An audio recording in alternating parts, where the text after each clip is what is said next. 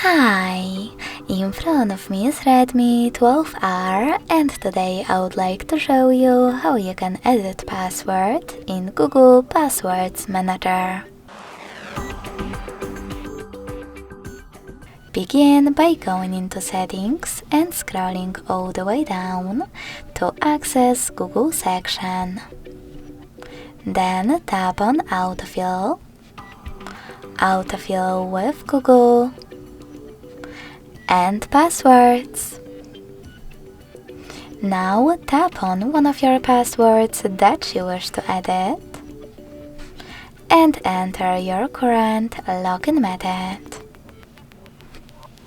Then tap on Edit button next to the delayed one and change wherever you wish to.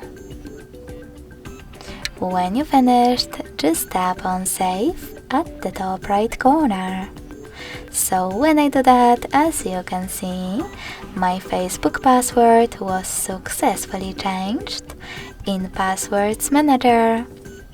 Thanks so much for watching. If you enjoyed this video, don't forget to leave a like, comment and subscribe.